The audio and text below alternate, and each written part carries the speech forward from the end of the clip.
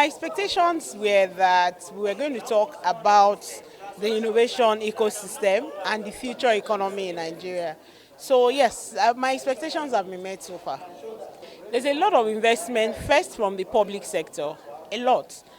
But then, meanwhile, the rest of the people are spending over 500 trillion. Shouldn't we not concentrate our energy on the 500 trillion so that it can grow to much more than that?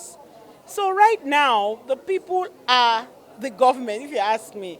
It is not the government. So there's a lot we need to do.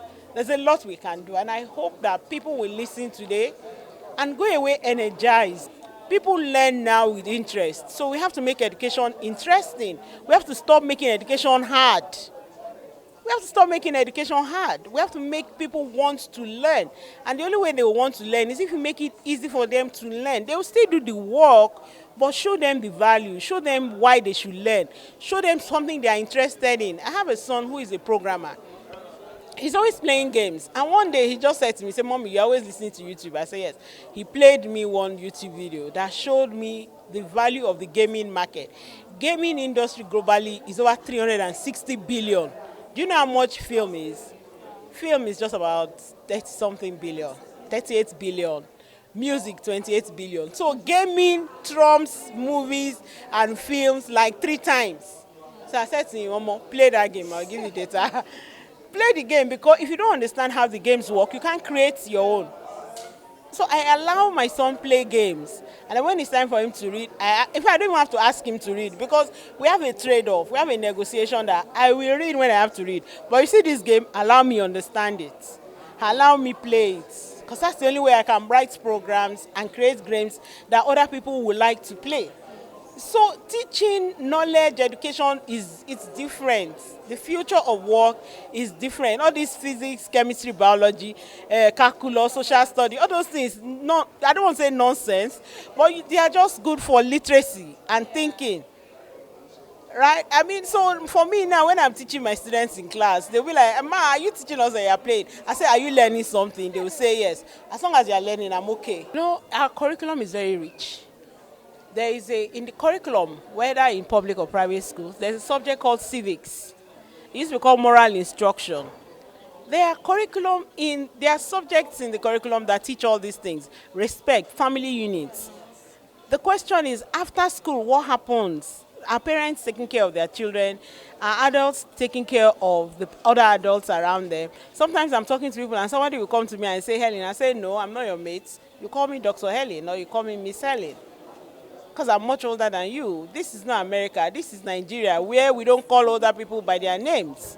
And then for you to call me by my name, I have to give you permission. So you haven't earned it. Don't call me." And every time I do that, people are looking at me like, I say, yeah. That's how we're brought up. And that's actually the right social norm.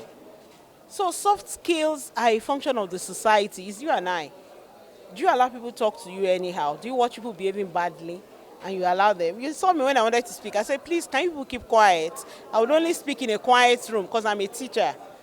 Because it's not right for you to be talking when other people are talking. And I'm sure we were like, "What's wrong with that?" Yeah. But that's how we were brought up. So if people have forgotten that they need to keep quiet when they're in a public place, I have to remind them. I'll tell you that there are already laws in Nigeria that govern how the digital space should run. There are already laws that govern technology. The tech industry is part of business. So there are a lot of laws in Nigeria that people don't know. So we should stop calling for more laws and implement the ones we have.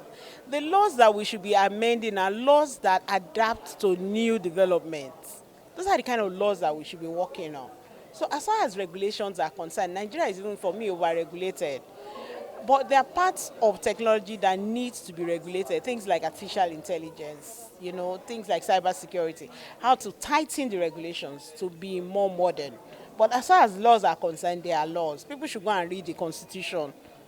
Go and read the Constitution. There are laws in Nigeria, so people should stop calling for regulation when there are existing laws governing business. The new developments are the areas we need to make some amendments. But to say there's no law, that's an error. If people don't know about things, they say it doesn't exist. But there are more than enough laws governing business in Nigeria. Technology is business. The way you do business, whether you're a food seller, is the way you do business in technology. For more on well-researched and balanced stories, events and interviews across business, tech innovation and lifestyle. Please like, share and subscribe to this channel, www.youtube.com/Digivation Network.